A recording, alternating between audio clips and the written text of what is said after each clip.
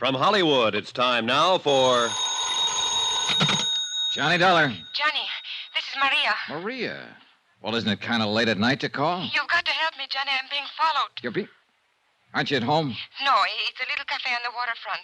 I came in here to phone. Why the devil did you have to go out? Everything was set up. If you'd stayed home, you'd have been safe. What are you trying to do, get yourself killed? Johnny, this is no time. Where are you? What's the name of the place? The Marrakesh, number 41 Rue de la Mer. I'm afraid to go outside. No, whatever you do, don't go outside. Stay right where you are until I get there. But, Johnny, Take your choice, Maria. It's either that or wind up on a marble slab. What do you mean? You know what I mean. You know better than anybody. Now stay there.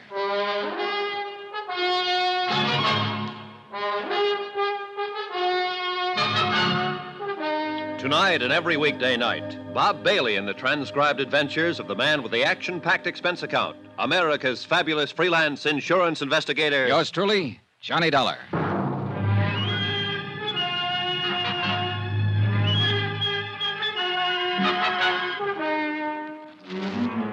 From Special Investigator Johnny Dollar, location Algiers, North Africa, to the Home Office Transworld Fidelity Company, Hartford, Connecticut. Assignment, the Lorko Diamonds matter. $100,000 in jewels stolen and a murder. Expense account continued. Item 12, $2.20, taxi fare to the waterfront of the Marrakesh Cafe.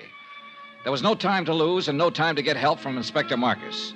A half hour earlier, he'd set a trap, and he and his men were staked out around Maria's apartment house waiting. But apparently, she'd gone to the cafe before he got there. So now the whole thing had blown wide open.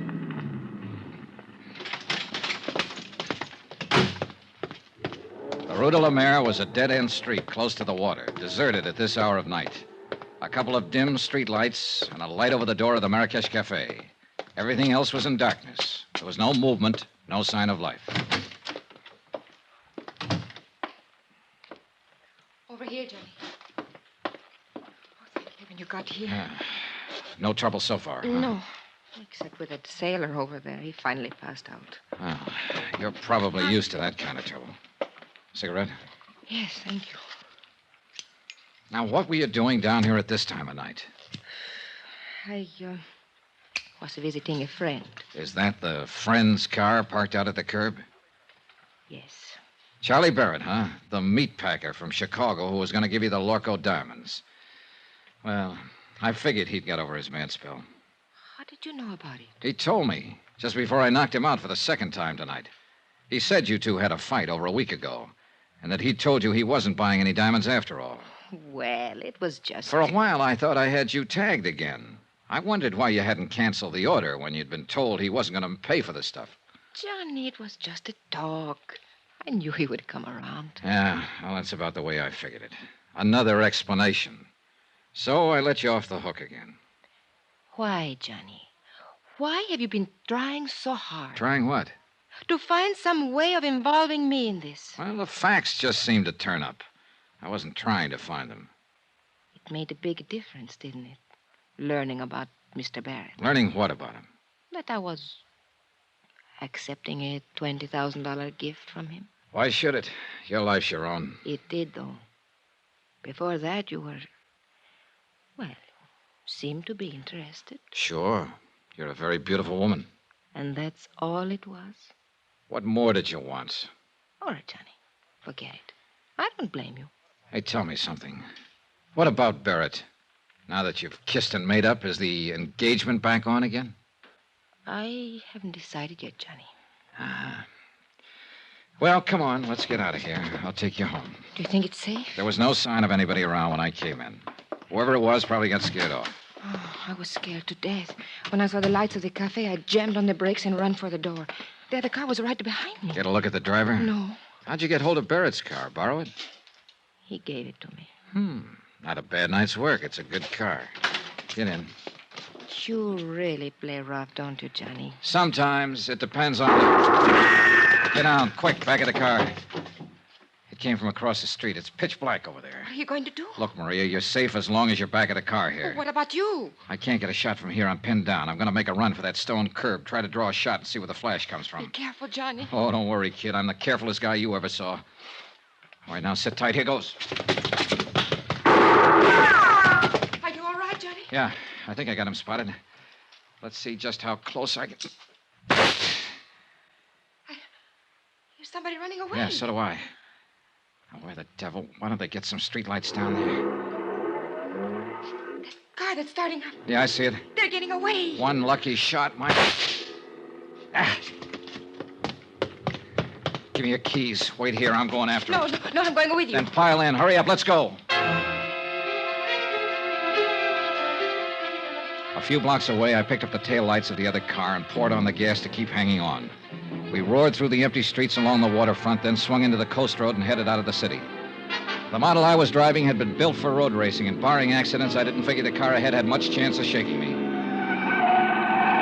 It was a narrow, winding road following the rocky edge of the headlands, and the curves were sharp and dangerous, especially at the speed we were traveling. Finally, it happened. The car ahead roared up a steep grade and missed the curve at the top. It rolled over and over, the headlights cutting crazy patterns in the blackness as it plunged down towards the beach. I finally braked to a stop about 30 yards from the wreck, jumped out and started toward it, and just then... the gas tank caught and burst, and the car exploded into a tower of flames. I caught a glimpse of the driver, pinned in the wreck. Then the fire took over and covered him. And I knew one thing was certain. He'd had it.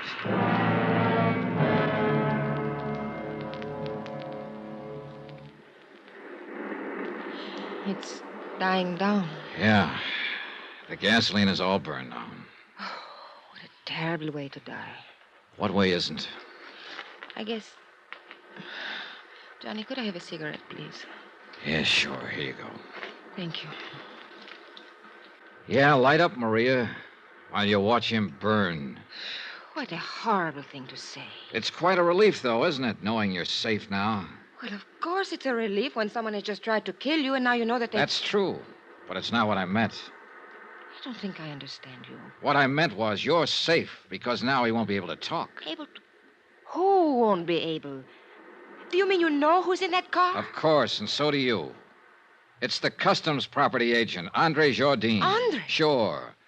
Who else would have any reason to kill you, since he was the only one left after... Oh, I guess you haven't heard about it yet. Bobo's dead, too. What? Who is Bobo? Your other partner. Andre shot him in the back earlier tonight up in the Casbah.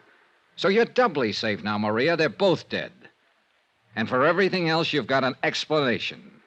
With just one exception. I don't even know what you're talking about. Oh, now, don't be modest. Actually, it was quite a scheme, whether you thought it up or Andre Oh, did. you are out of your mind. The idea was to make sure the diamond courier died, either on the plane or at least before he got through customs. That way, the courier's briefcase would be sent to Andre's office. Then Bobo was to help Andre fake the stick-up.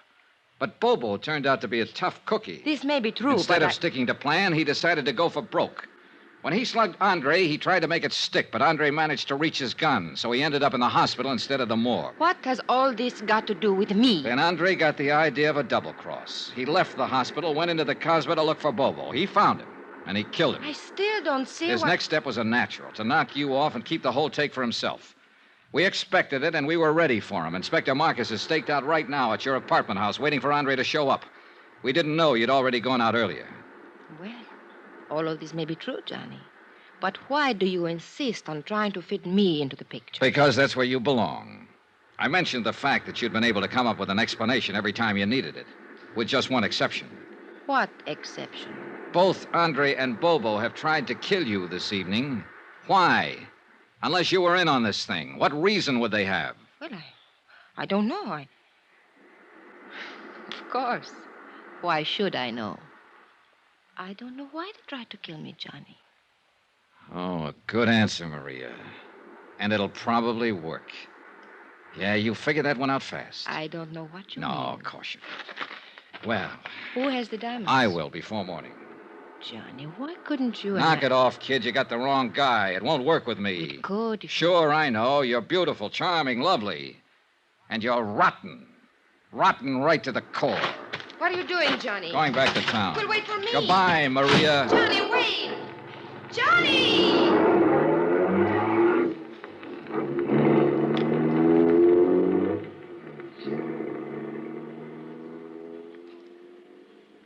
An hour later, I was out at the air terminal in the customs property office watching Inspector Marcus open a vault.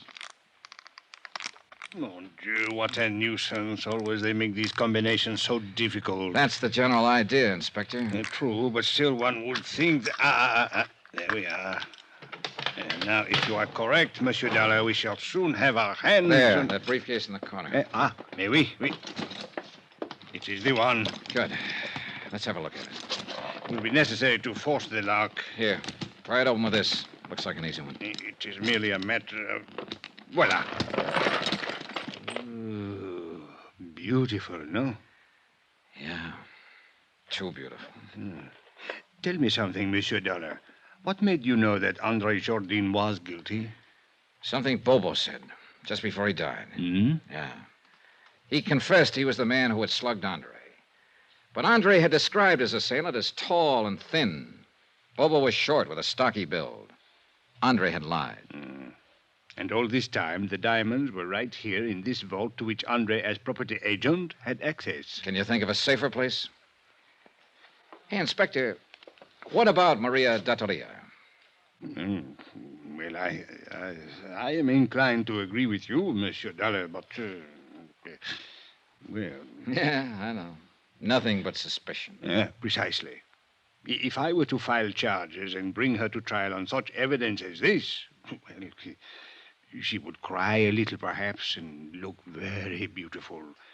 And, monsieur, the court would hang me, not her. Yeah, you're right. You could never make it stick. C'est la vie.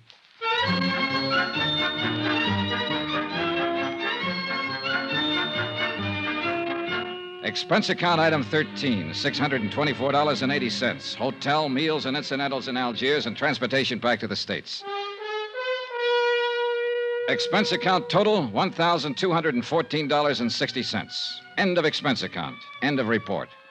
Remarks? Social item. To be circulated widely. The Countess Maria Dattolia was married yesterday to C.K. Barrett, a big tycoon in the meat business. The happy couple will make their home in Chicago. All companies in that area who may be asked to underwrite insurance on the life of C.K. Barrett don't. Yours truly, Johnny Dollar.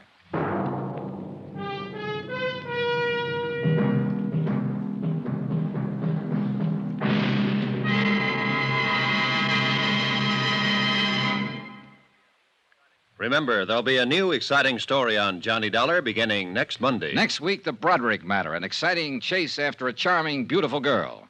After all, who wouldn't? Join us, won't you? Yours truly, Johnny Dollar.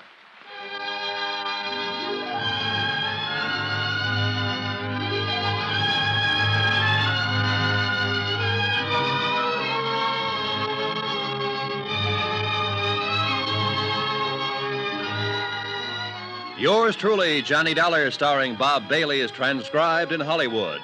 Written by Les Crutchfield, it is produced and directed by Jack Johnstone. Heard in this week's cast were Lillian Bayef, Jack Moyles, Victor Perrin, C.K. Barrett, Lawrence Dobkin, Forrest Lewis, and Jay Novello. Musical supervision by Amerigo Marino. Be sure to join us on Monday night, same time and station, for another exciting story of yours truly, Johnny Dollar. Roy Rowan speaking.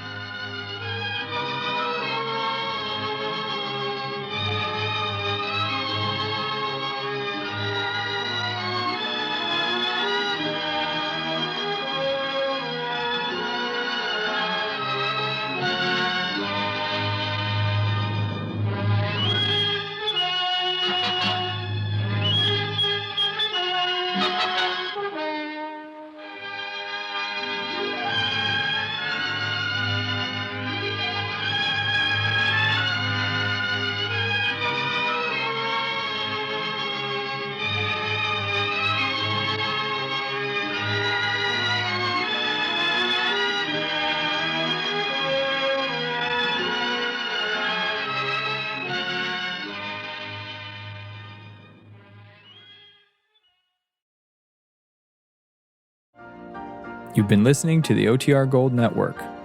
Find more classic radio at otrgold.com.